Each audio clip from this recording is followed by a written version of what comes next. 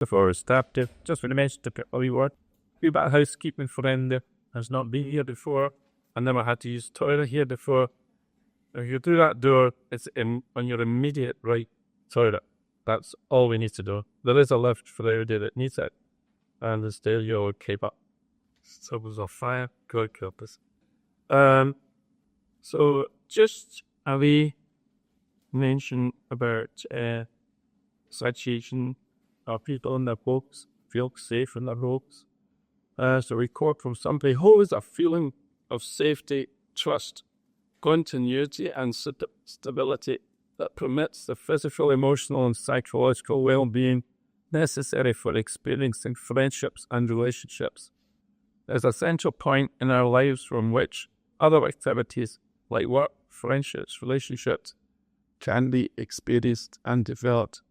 It is also a unique space and place or area through which individuals define themselves and allow themselves to be their true self. A space, a place that allows them to feel anchored into their society and equal to or able to mix with their peers.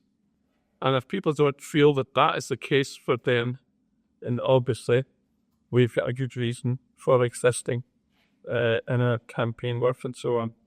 So without further ado, I'll hand you over to our main speaker of the evening, Irene O'Brien, is going to talk a bit about John Wheatley, I believe. Well, people I know another thing this year. Okay. I've got to stand up, but definitely the first sector, okay.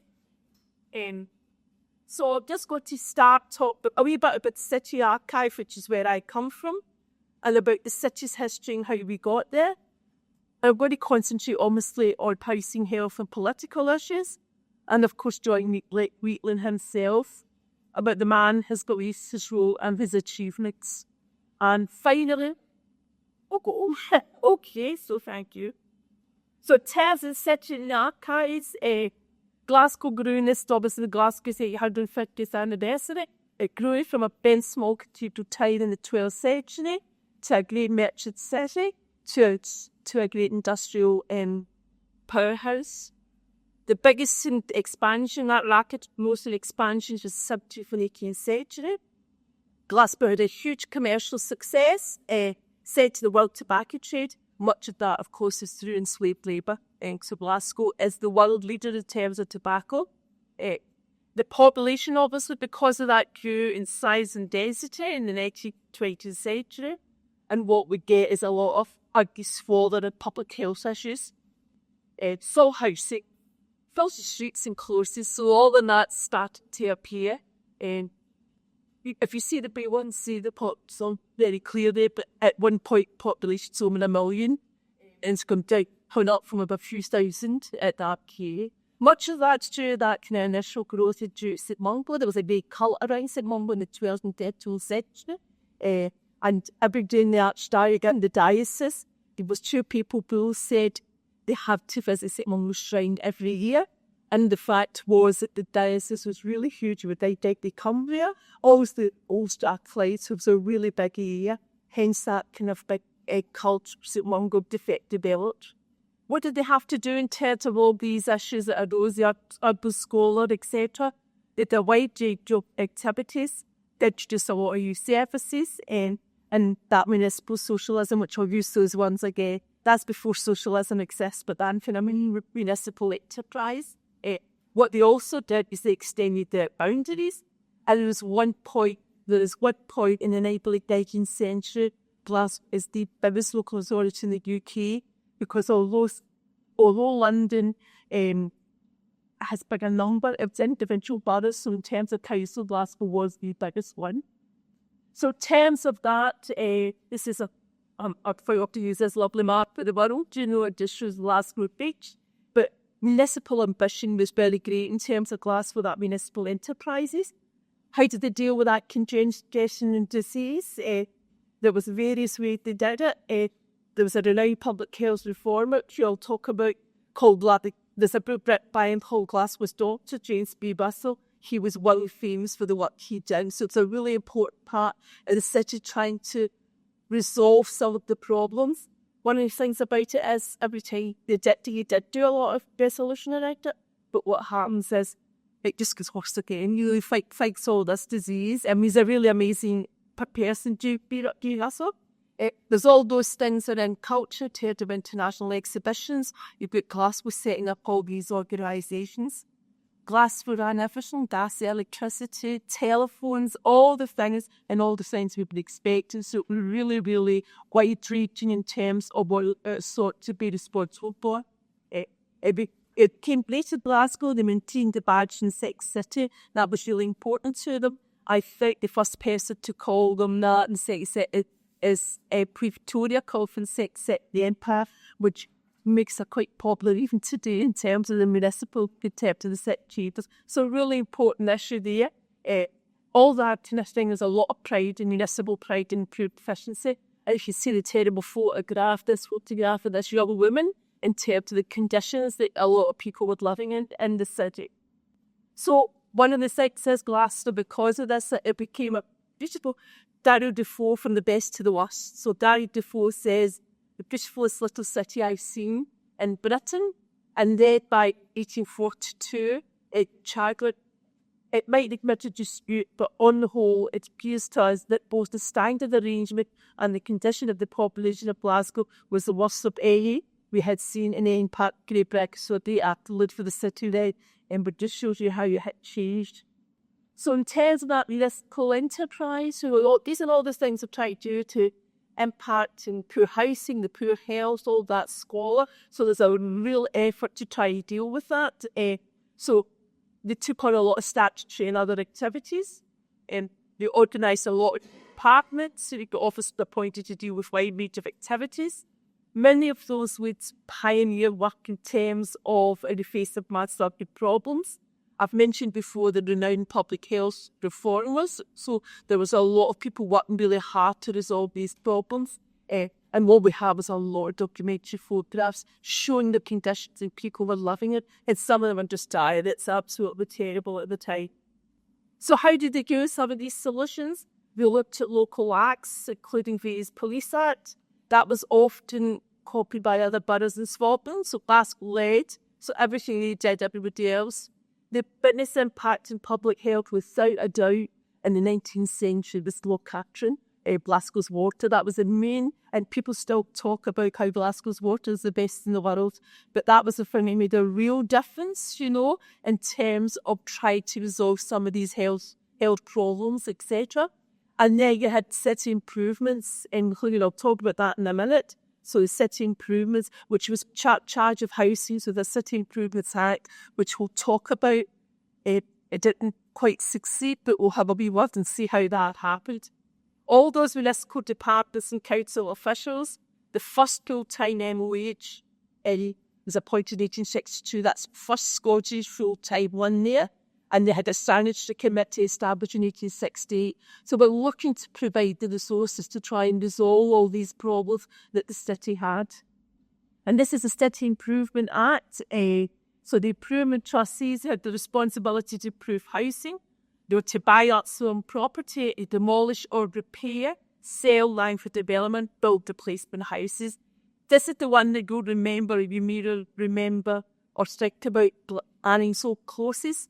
Those photographs were taken in support of Glasgow's improvement bill, which went down to the UK Parliament, and this was the thing that they were trying to do. It did really work. The costs of buying out the land was really high, so it was really, really difficult. So despite all of this work, they did get a lot of pouted down. The trust did sell. This trust sold cleared lands, private builders, on condition they built high standards. So they were doing that, but the cost and all of that, the delays, meant there was very few houses actually built. We began there was 1880s before we began building houses, and they built some model houses, which I'm going to show you an example of in a minute. So there was all this attempt to do the scratching the surface of all the problems that Glasgow had in terms of housing, etc. And this is two examples of in new buildings that were built, I have to emphasise there were very few of these. I didn't scratch at the surface at all. This building still exists. I don't know if any of you know. It's at King Street, just at the King Street. It's the one. There's quite a number of these buildings built elsewhere. There's one in Parktown. There was one in Waterford off High Street. So all of these buildings, and these were really very high quality buildings. And if you see all these, you can see that there. All the bases made a wee black girl was seen to. There's a wee black girl just sitting in there, and this is in the early 20th century. And this other building still survives. It's a Honey McKempin Macintosh, not a Macintosh building itself, but that was model housing. So you can see these were really high quality. And the problem is it didn't at all reach the numbers that they needed to reach. But it wasn't an attempt to resolve this. But something had to change, and indeed it did. And this is James B. Russell, who wrote this amazing thing about life in one room. It's quite a number. It's a booklet, and it describes how it feels to be living in one room. There's even a thing about coffins. So it is these small houses which produce the high death rate of Glasgow. It is those small houses which give to that death rate a striking characteristic of an enormous proportion of deaths in childhood. There we'll find that year after year a death rate of 38 per 100. So really, really terrible figures. Of all the children who die in Glasgow below before they take their fifth year, 32% die in the houses of one apartment. There they die, and their little bodies leading a table around the dressing so as to be somewhat out of the way of their brothers and sisters who play and sleep and eat in their distal company. So just as a Ben description, it's a really famous article that he's written about that, and people study it because it's so important in terms of describing what the situation is in Glasgow.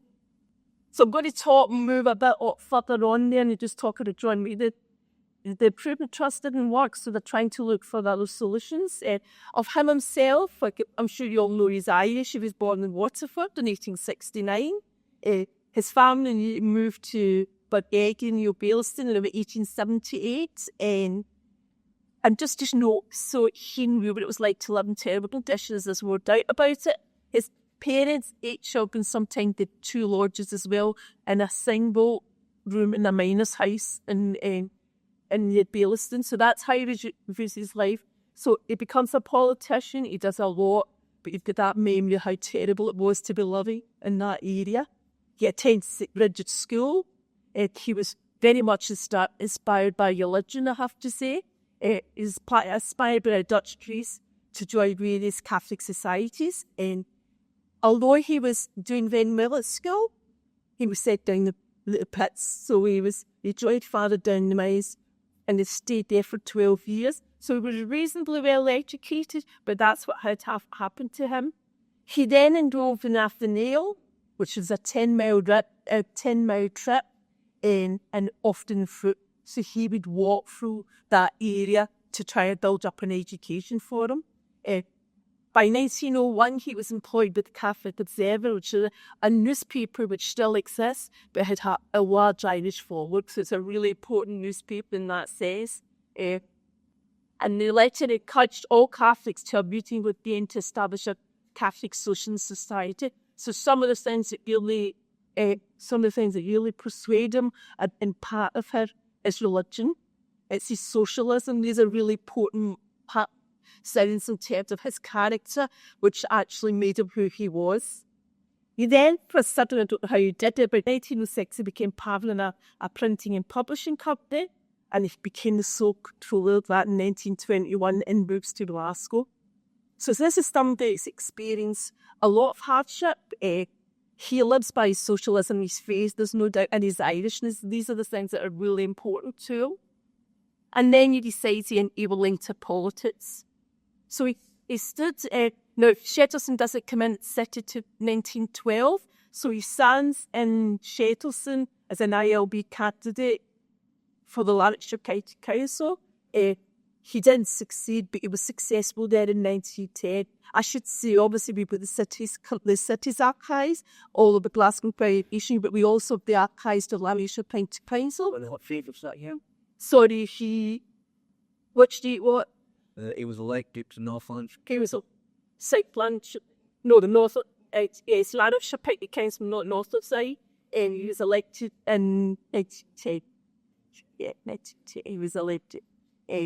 So really, really start to make that progress in terms of politics. And if you look at the Corporation Diaries, which I have done, and it lists every year what he was a bailiff eventually, but it lists all the committees he was on, and I've just chosen a few of them. So he was on the Health Committee, he was on the Infant Mortality Committee, he was on city improvement. We've spoken about the city improvement. By 1895, that became housing in terms of the city, and he was on travellers. So all of those big words where you see there was a particular bent towards public health with housing, etc. I mentioned before he's a devout Catholic and Christian socialist. He was appalled at slum housing and squalor of life in Glasgow. As I said, he'd already experienced some of that himself. He was really appalled by how bad it was. In 1930, he published his pamphlet, it's £8, not pounds, sorry, but £8 cottages in Glasgow. So that was his proposal. Whether that would have ever covered all the needs, not the large numbers that they had to find houses for. He argued that the profits from the tramways be used to subsidise council housing. And I'm going to show you some of the things that he proposed. So he proposed the £8 cottages for Glasgow citizens, and this is 1912, 1913. There was opposition to the use of funds from the municipal. I'm just going to show you here. Sorry. Oh, I'm tobacco. Sorry. So he was opposed. There was the municipal enterprise. He proposed that there was a big opposition to that. The point about it was he's supported with some relevant departments. The Lord Provost supported him, the town clerk and the Trades Council. The Trades Council is a mix, it is a left wing with unions and everything. It was archives we have. He actually proposed that, and there was outrage, as they said, in the same meeting committee, proceeded with the establishing of municipal cottages for monkeys and other animals that wouldn't play. I don't think the scale of the cost is quite the same, but it's just a bit of an issue for them that at the same meeting they provided these very special houses for the monkeys, but my Lord, not for its own citizens. Okay. And in terms of the powers that the council had at that time, the Housing Acts of Parliament before World War I only allowed local authorities to demolish slums and build houses. So that's what they were there. So I was wondering where that had gone. So this is a petition in favour of Glasgow Labour Party housing proposals. So it includes this £8 thing, and it tells you the tramway surplus about how they want to use that money to actually provide better housing for the citizens of the city. So what happened with these proposals in 1913, what happened was we got the intervention of the World War I, which stops all of these things. So there was an immediate response. Glasgow was very, very, very, very active in terms of how many people actually volunteered to fight in the First World War. 22,000 in the first week did that, and 200,000 served over the war. And then you see all these battalions, which you probably know, would be HLI, would be the tramways, the Boys Brigade, the Chamber of Commerce, and the Bantal, which was always white out. That was the one that reduced the size that soldiers needed to be, and they were white out, which is a bit of an issue for them. And they were from all over Glasgow's communities. In terms of the political response and John Wheatley's response to that, there was quite a large anti-war element to this.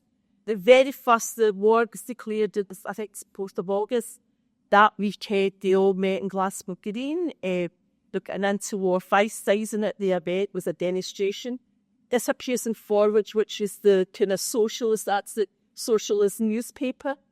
Books boycotted that, reported that it was boycotted by the other press. So it was a really important thing. Burying the groups that were intended with that Independent Labour Party, the Women's Peace Parades, Crusade, the anti-war strides, including John McLean and John Wheatley, were really, really very heavily involved in that. John Wheatley in particular.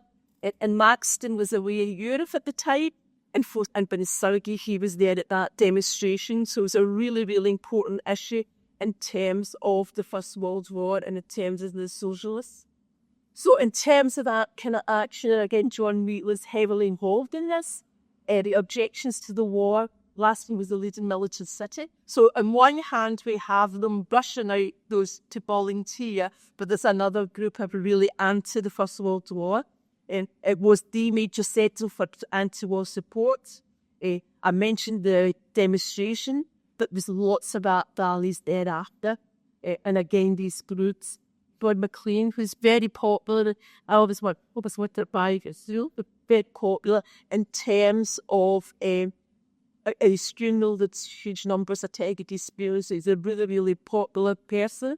But he had a renowned one as well as people at Wheatley and that were renowned there. And this is a bit clear for you. Basically, some of these people were called up and were charged with obstruction.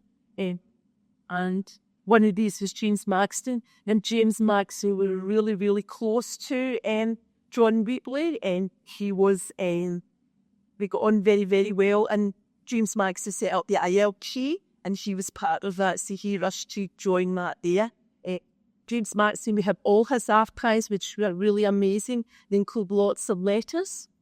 And just to show you, this is some of the things that's happened. This is his letter to say, perhaps why in the bed it perhaps urged from the patriotic point of view, but not from the wide world humanitarian view, not even from the national view. That view, if that view was clear enough, and you see it's been censored. I had done everything that I had done during the last year's principles, which are greater and more fundamental than those which have brought the Parrot legislation, which is lying here. I'd be quite prepared to repeat the speech that I was charged with at any time. So these were very active, not only in terms of the conditions in the housing, they're very active in opposing First World War as well. And of course, very famous in terms of the activities during the First World War is the Wheatleys highly involved in the Red Strike. And we all know Mary Barbour, she was not the only woman. There's lots of other women that were involved, but for some reason, Mary Barbour is the one that's totally celebrated. And what it says, it suggests sometimes the men use these women, in terms of that. So Mary Barbour was a social reformer. She established South Dublin Women's Housing Association in June 1915. So this is women trying to take the lead in terms of that. And of course, it's the women that got to maintain the houses. So these are the people that have got to do that. And they're the ones that face a lot of the difficulties. Glasgow Leg Strike, it's peaceful protests in the main. Demonstration on 17th November 1915. And one of the things that happened as a result of their action, Reg Strikes and Restrictions Act in 1915 was introduced. A Royal Commission on Housing in Scotland was introduced. So all of these things are happening because of the role of women and because of this Reg Strike, and of course because of the activities during the war. So what day was that here? Which one? The Royal Division. I think just a bit out, but restrictions. Yeah. I think that was 1950. It's 1950, the Royal Commission system instead, yes. So really, really, again, what you're having is these people making a difference in terms of moving forward and taking away some of the problems that are actually causing their difficulties. The change policy of non-interference of housing market. So one of the issues is the government did believe they needed to interfere in the housing market. These things here, the Red Strikes, the Restriction Act, and we do need to interfere. It is the government responsibility to do that. So one of the things you could probably gather, a lot of these things are around the rebels, the Red Clay Sins. So a lot of these are Red Clay side issues. And just to tell you some of the things that we have, if you're interested in those. So the cities included the Peace Courts or tribunals, so we've got those records. Private archives, we have a lot of these things as well. So to the Glasgow Trades Council, Association of Trade Union Branches, etc. And a role in establishing this STUC. We've got the James Marchson collection, which is a wonderful collection. He's very human. He was a very human person. That one of the first collections I catalogued when I was started the job was Morrison. His letters are just absolutely wonderful, I have to say. Particularly when he said prison, his letters between him and the fiancée, and you really get a feel for who the man was. He, as I said, is very close to John Wheatley. And we have political parties, so we've got the ILP, we've got the Labour Party, we've got unions, and we've got the Cooperative Party, including all the cooperative guilds. So all of these people have started to work together to improve the condition of the people in the city. On the other side, with shipbuilders and engineering employers association, so these are the people that set the standards, wages and all of those things, working hours, and etc. And we also have in the Mitchell Library, not in special collections, the really important newspapers as Forward, which is the left-wing newspaper, and the Bulletin, which is Glasgow's own newspaper. So all of these help tell the story of the Red Clydeside and some of the issues that they are taking forward. And there's no doubt over them, at this period and before that, there's a new political imperative. And one of these was to build new working class housing in terms of a private enterprise stepped in at the beginning there. In 1898, you start to see the success of the left-wing parties. So 1898 elections, 10 councillors from ILP, Cooperative and Trades Council has been elected to Glasgow. So all of that's helped to change the atmosphere around the borough of the city. It was crystallised by the formation of a centralised city Labour Party in 1911. So again, that's making a difference there. John Wheatley, who's famous for the £8 cottages for Glasgow citizens, is very heavily involved in all of this. And I mentioned before he wanted to use the tram-base to build cottages rather than tenements. Again, I'm not sure how realistic that was, given numbers that they have to accommodate. But you were really, really hot in the housing issues. So we have the Red Strike, so we have the Red Restriction Act. And then there's the issue which makes a change after the First World War. Things changed because you've got that host of heroes, people returning from World War I, and that makes a kind of difference to the atmosphere. People realise that there had to be changes. We could go on as long as they were, and people who had fought for the country and for the city ought to have a decent place to live. So that's really important. The community politics of that experience, that communities working together, all of that helps. And as I say, World War I housing was the key issue for people in Glasgow. That was the most important thing that they were worried about, those terrible housing conditions. And of course, housing became the mainstay of Labour support. That improvement of housing became something that the Labour Party was leading on, and it really changed the dynamics of the politics in the city. I'd be that very smart, but where this is causing that. Anyway, so in terms of what happens, we'll be two that we keep parliamentary levy, will be the 1919 Act and the 1923 Act. These were relatively high rates. They've actually built they built Rectory. The 1919 built Rectory Moss Park, and among other things. These are without a doubt elite in Glasgow, Glasgow's housing stock. The difficulty is most people couldn't afford it. So again, it's very small, a small number. We do have oral histories that was done by a person's, because a lot of working houses joined Damer, and he interviewed a lot of the people who moved to these schemes. And if you look at Moss Park in the interviews, the Deputy Town Planners Limited, Moss Park. So there were some people who had horses in Moss Park, some of them had servants, so it just shows you the type of people who were getting the houses. So that was in 1819. Then you have the intermediate, again, the rents in terms of this in 20, there were subsidies for the rents. They were quite similar but less well designed. They were meant for the respectable poor and ordinary decent working class people, as they called them. They had a bit of lower rates and lower standard of design, but there was a huge improvement to what people were used to. So these began after the cause of the First World War. these developers began to change. But still, massive percent still done unskilled workers up to slow dwellers. That remained the case. And they were untouched by this strata of housing states. Did nothing for the vast majority of people who needed housing.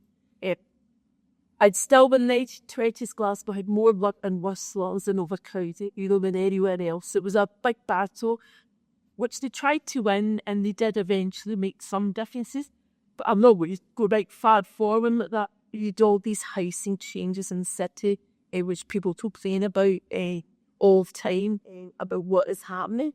So those ones that, so the peripheral schemes, all of these kind of things, the other houses, the other house that they were building, and then places like Black Hill right next to it, problem gas works and things. So all of these things, less amenities, they still get housing. And to be honest, if you listen to tapes, people looked that they had new houses. It's very important we don't say it about, that looks terrible. At the time, this was a huge improvement for a lot of people in Glasgow, so it made a difference. In 1922 is a huge driver in terms of changes in housing policy. Election of 22 election of new Scottish MPs, 22 UK to Westminster. So in terms of the Conservative who was in power at that time, 1924 this policy was to stimulate private market. That's what their interest was, is the private market. The Chamberlain Act of 1923 subsidised private builders to build small houses only to those local authorities that the private sector could not do it. So they would make sure that all the work went to the private sector unless they were interested in it. So that was a big change. It was a change, and that was the Chamberlain Act. All of that, the Labour Party, these new members in the UK Parliament criticised the slowness of how slow these times were, how difficult it was for them to make the differences that were required. There is no doubt red clight sectors, MPs were highly impactful, and they led the opposition to some of these things there. And one of the things is, I mentioned before, John Wheatley personal experience of terrible housing. I can't believe in a single cat in the single room in this. They bring 2 lodgers in, and there's 8 kids, the parents, and they've got lodgers as well. But most of their places had that kind of experience. All had, and if they did personally have it, a lot of them had experience with their constituents, the worst housing conditions in the country. So all of them knew either personally what it was like, but also understood what the situation was for their constituents. So they began to be involved for housing reform, and a lot of them had been involved in it for their entire career. Their career was geared around the need for better housing and better health of the citizens. So what happens then in 1924? What happens is a Labour government. I don't know if you've seen the Todd's book, The Wild Men. And a lot of them, they were recognised as one Labour Party best organised. They were recognised as the best organised. In terms of that, this is John Wheatley was made a Minister of Health, which includes housing at that, so he was involved in that. He was chosen because he was recognised as one of the best organisers within the Labour Party. Apparently he was an authority on both philosophy and detail of socialist housing policy. So he was really, he had all of that at his fingertips. He was appointed by that Ramsay MacDonald. I think, but Ramsay MacDonald did not like James Maxton, who obviously Wheatley was very friendly with. They supported the nationalisation of the land, advance and municipal ownership of decent housing. So they had all these active policies that they were trying to pursue when they became MPs in the Westminster Parliament. And in 1924, John Wheatley's housing bill passed, giving subsidies to local authorities to help build houses. And so that was a big change in that. It's a really important thing that was happening. He was also strong on the technical issues, seemed strong on such things as supplying of building material, levels of subsidies and rents, So he just didn't have the big picture. He knew how he could deliver it technically. And so he was a very big, very, very successful in that sense. And one of the things he did because of these policies, he won the trust of both the employers and workers in building industry, because a lot of the standard building that had been taken out of it, this made it much more open than it had been. The Wheatley Act tariff the building, it's called a finances, the different title, but basically it becomes known as the Wheatley Act. His name is forever linked to that. Tapped to building of 2.5 million houses, but stopped his work. That work stopped when the September up in 1927 he came in, and again recanted by Labour in 1960, because that's the year of the death of John Wheatley. So I just want to finish about that pivotal role that John Wheatley has. Without a doubt, he's the most important person in the struggle to improve housing. There's a long tradition of it. There's a lot of people contributed, but he was successful in making that is. And I've mentioned several times he had persevered. He knew what it was like to live in squalid housing in terrible conditions at first hand. That's what he had lived his early life in, so he knew that he had become successful, but he died, but that was in terms of his life there. And one of the things he did was he advocated one support for his policy of municipal housing and Glasgow Corporation, so he advocated for that. She was the person that made that change as well. He led a growing number of Labour politicians, so he was predominant, but he wasn't the only one. He was reading them, and a lot of other people were really keen to be following that. He was a portrait in the organisation in the Rent Strike, the Labour Party, and the organisation of the Rent Strike, which meant gave different terms of how the sector was managed in Scotland. At the Minister of Housing, he's came the Minister of Housing, and he delivered the Wheatley Act. He actually based his name. So forever in history, that act and the one that had a lot of success is associated with John Wheatley. So just finally, in terms of just giving you our address and City Archives, we're based in the Mitchell Library. We'll get our email address. To have a look at our Facebook, which is the most popular in Glasgow Life, because we've always wanted to photographs of how you see the poverty in people. Very human, because I would speak to somebody and they came in and they said, yeah, if you look at the face, they've had pictures of the bottle of kit. But these are the real people who lived in Glasgow and about their lives, and I think that makes a difference. And I've given you that address. It's certainly worthwhile following. Just see, if you're really interested in housing in else, it's full of pictures that tell you that story about housing in the city. So thank you very much. There you go. Okay, we'll just move on to questions of people. Don't. So updates. So first and foremost, are we able to get a copy of the slides and the notes? I don't have any notes. I'm doing this off, but I sent you the slides. I haven't sent you the slides. Okay, I'll put my email on the folders. That's the question. Just I don't take to use notes, but question I was going to ask was, Persis often forgot in the women's right strikes as held up by Jason. Tell me, what was the effect she had on direct strikes and his politics during the... I said there were several women that had a fate, and the Mary Barbour, I don't know how it's other than the fact that, try to remember the MPs did it. Jean Buntio who was the one that... No, but Jay. No, the one they got up the statue there, like the right. Oh, that was... Avevano persone che mattina che si che spero. I say always the tested SAS was I was. Oh no. Put there but the door. I've just tried to stick to the Gord Jackson, the guy Jackson, Yes, said. Does it send out the main used popularity in the women at this Rick strikes double? If there's any doubt about that. I'm just trying to think who was Jeff. Was it John? It was Jean. Jean Buffett and I was been both active in promoting past history, whether it's true or false. It's just such to expect. I think it's one of those women who actually did it. So they're all doing the same kinds of things, but we don't seem to have that priority.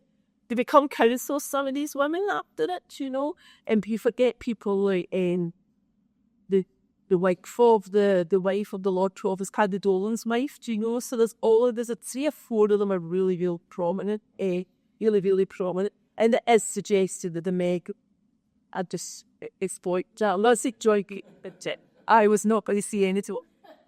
I'll leave my say, says I'm like, okay, yes. Well, thank you, Doctor. It's a really interesting presentation. One of the things I found really stark about it was how different the kind of synergy between the kind of tenant movement and protest movement and the sort of political classes that emerged out of that is to today's politics. And obviously we have some of the same issues, not as blaring, but, damp and mould, poor quality housing still afflicts us. Yeah. But we don't seem to have that synergy so much between the kind of legislators and people on the ground fighting the conditions. And I wonder, is there more detached nowadays? I just wonder, some of these people have lived the same life, so I just wonder whether there's some of that in it. And I think also, perhaps as well, is the tidings there was huge problems and they did probably unite together to try and resolve them, and I think probably it was definitely working. I'm not saying what's just now, but it definitely was feeling, despite all but there were improvements in public health, they reduced disease, and then something else happened, but it came back again. So I just wonder whether, as well as the fight was there to be one of the things. I don't know. But it's with this So awful. I mean, whether it was Glasgow or whether it was London or Manchester, the people that were better off must have realised that they too were going to become ill and get all kinds of horrible diseases if they didn't, for example, do something. Oh, just will take it. You just said to be plenty of finish what say it. They too would have become ill. And this is when way back to Georgian time, if water systems and sewage systems didn't come into being that didn't exist before, then we had to go beyond Cardamore basically and have this discuss that. Yep, so that's how it worked with a rail. Yeah. But on next point, I would say that in more modern times, and I'm talking about since the start, 1990s and into the 2000s, the disjuncture between local, regional, national politicians and their constituents, the people that were supposedly represent, has in fact been deliberately engineered by themselves. And I have evidence of this that I can produce in a couple of essays and endorsements, and also from my own experience from having been a community councillor for a number of years in the past, and the way that both the Labour administration in Scottish Parliament, and the SNP afterwards administration in Scottish Parliament manoeuvred to separate, shall we say, community campaigning from trade unionists. And this was done over quite a long period of time. But that's as a particular person, an academic who I'm trying to remember his name, who's done most of the work on this, that actually proves it. But this was a deliberate process. And I say that it is actually linked to a special date and the origins of it. And that is May 1979, with the election of Margaret Thatcher, who don't forget, said that her greatest legacy was Tony Blair. And that was the beginning of a sea change in nature of the Labour Party. And of course, we all know that there have been various changes in the nature of the SNP, the SNP, while many ordinary members of the SNP over the years, as it increased its numbers, were known for being against nuclear, just as many people in the Labour Party were. So there was that kind of unity. But of course, the separation between, if you like, the ordinary person and their campaigns and non-communities and MPs and councillors was engineered. Yeah. So Just a point, actually two very quick things. One, I want to bring us back to 1927, 24, 27, but before that, reading that I've researched there is that Margaret Thatcher done what she'd done in 79, but the Labour Party sold off 3,000 council houses before that, not all back in Scotland, but across the UK. So in many ways, 4 or 5 years before she came in, the Labour Party was selling off council houses. Okay, so let's not get dragged into the fact that it's the Tories and Margaret Thatcher.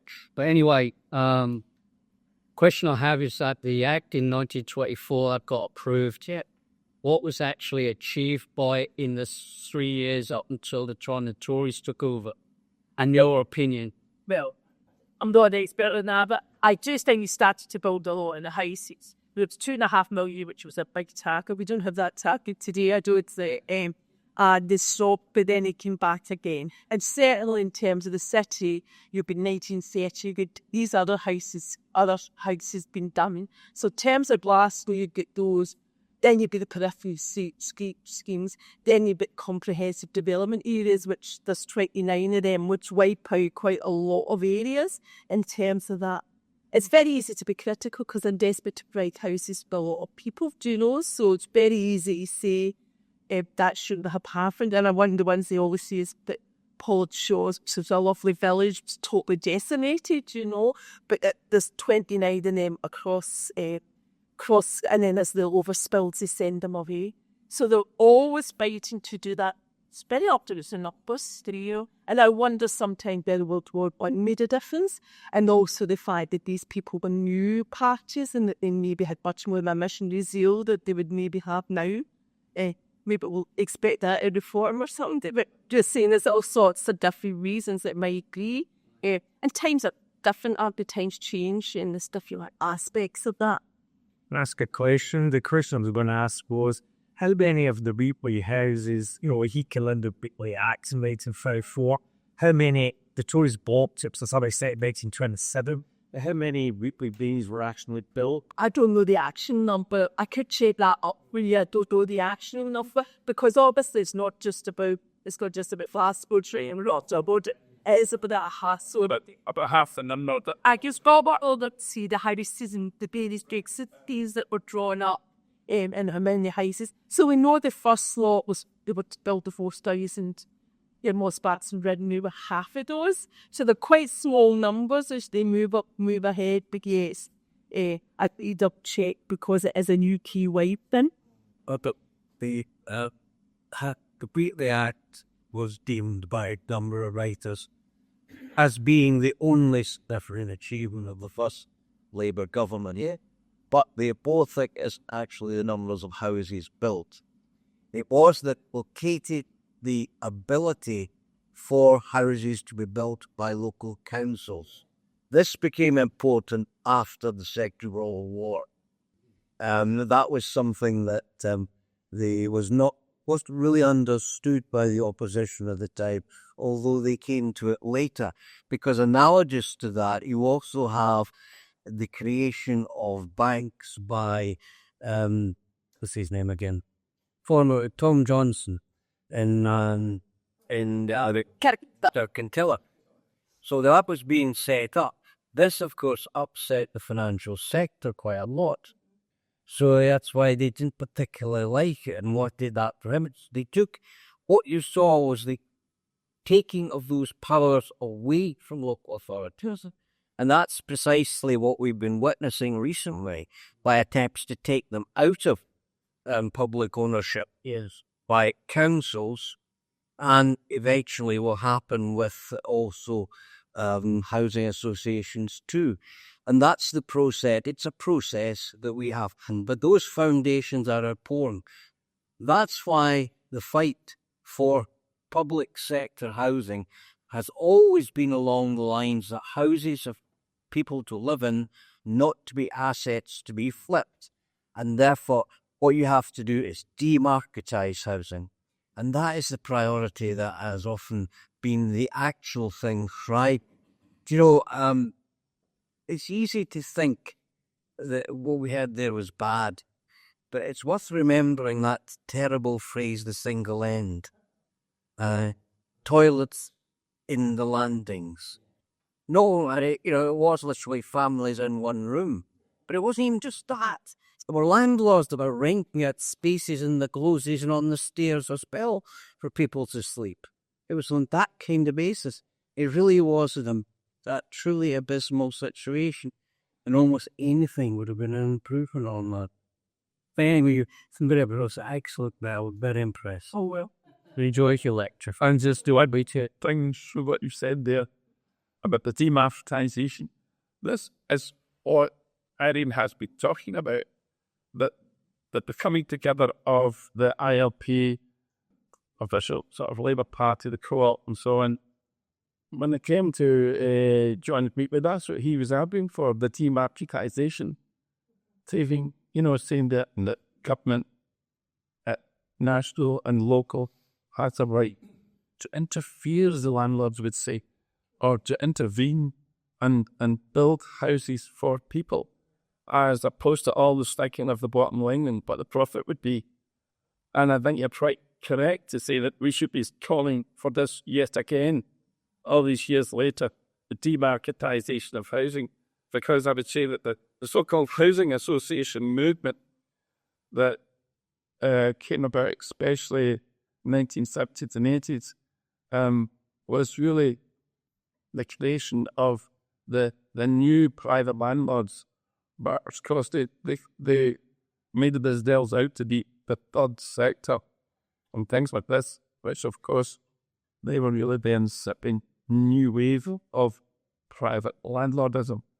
And in fact, the Scottish Federation of Housing Associations, about, I keep saying a year and a half ago, but it's actually about 4 or 5 years ago now, I think, they ran a campaign pointing at the Scottish government saying, we are private. There was no need for them to do it. I don't know why they spent money doing it, because their allies were in the Scottish government anyway, whether they were Labour, Tory or SNP.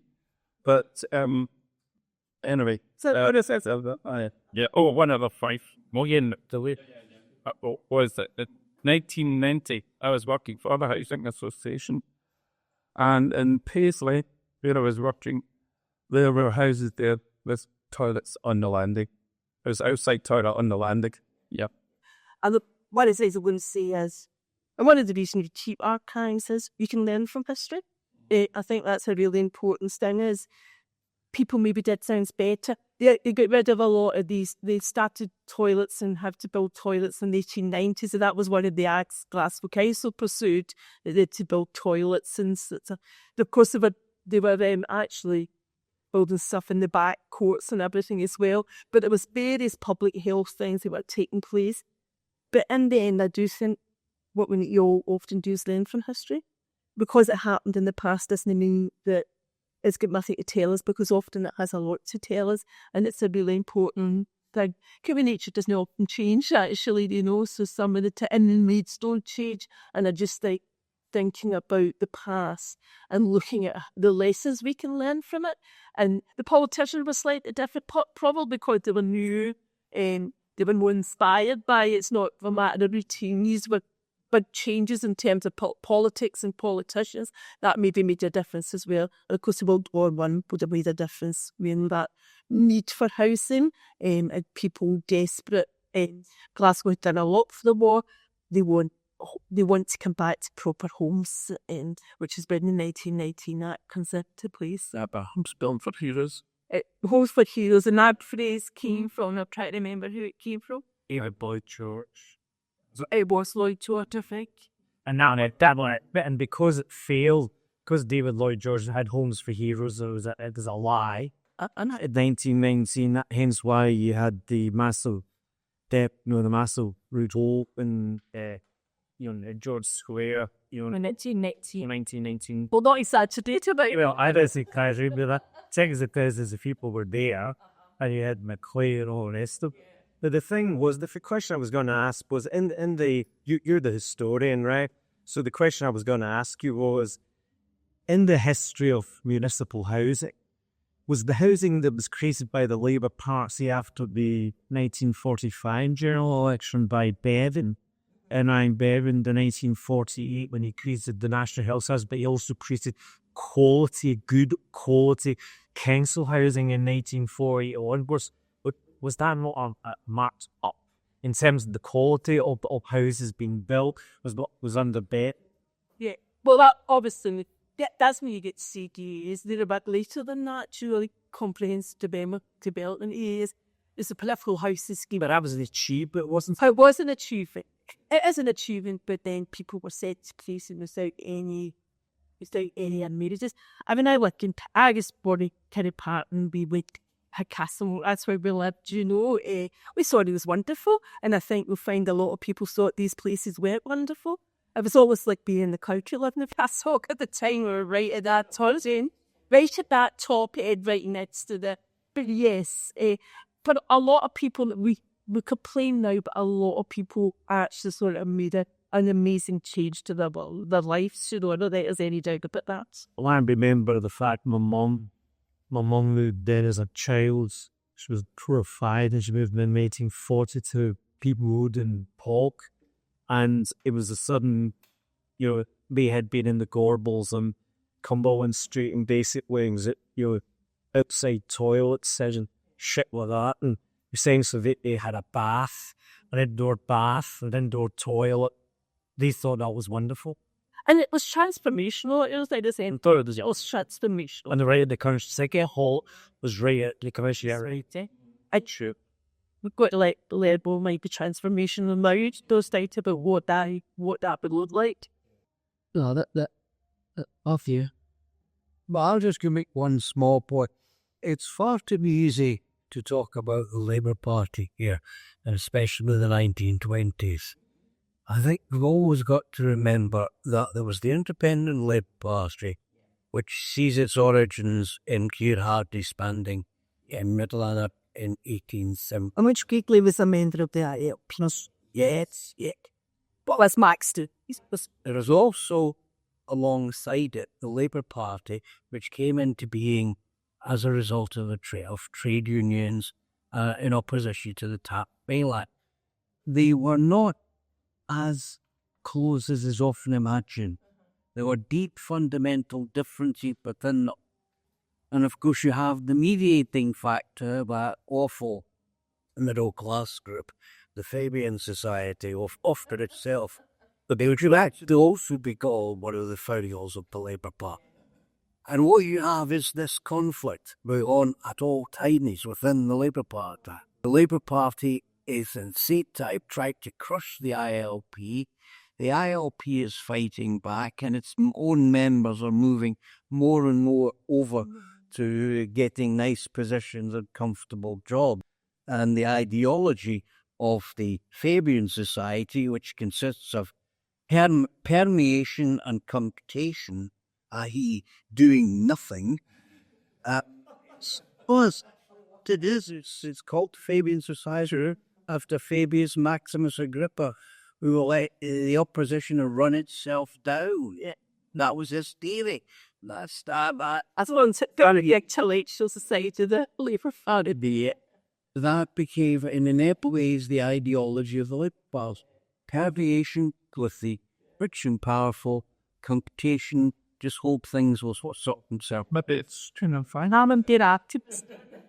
But I think that difference has got to always be there. And also another small thing.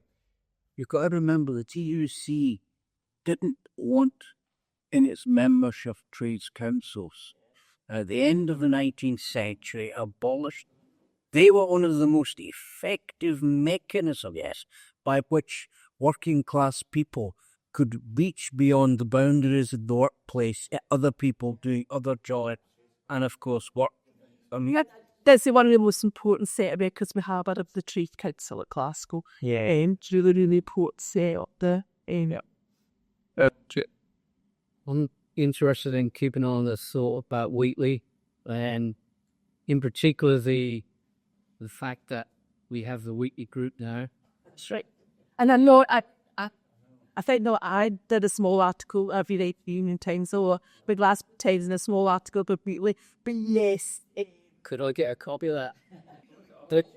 you just put the Glasgow Times and John Cotton and you will get it. Days. Is it was 700 words or so? Up to one debate tonight. Also, sure. I was wondering what made Wheatley groups, do you think that what they're doing or what they have done, what they originated in doing, was worthy of John Wheatley himself? Well, the thing about it is, they do use the name. Do you know it is something that they express a lot of pride in that they've got the name. Whether you think they've living up to that's another issue, but certainly it was a big thing. And that, in a way, that's what's kept his name alive as well, isn't it? And that kind of Wheatley Homes has kept his name. Yeah, but I think John Wheatley, if he was coaches or whatever in his grade, he'd be spin in the Wheatley group, because the Wheatley group was nothing more than a giant tribal land wars after still transfer up to his favorite. I just saw the picture of, I forgot that Catherine DL's his great niece, you know. Tap DL's wife is great niece, and that's interesting. Oh, Yeah. yes. Right.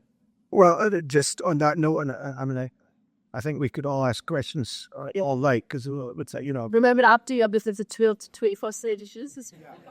But staying in a Wheatley neighbourhood that Wheatley are currently trying to demolish, and I'm mindful of the unwhile First Minister Sam coming to a community and saying John Wheatley would be burling in his grave at what's happening. And it is obviously why we want to establish this as an annual lecture, just to make the point that, you know, there is a path to progress. That path to progress is not through privatisation of housing and demolition of the legacy of public housing. Thank you very much. Is that an appropriate movement to have a cup of tea as profit? Yeah, and I'm just going to say, if there's anyone's not a member, you can join tonight. Space to you. Who shares it?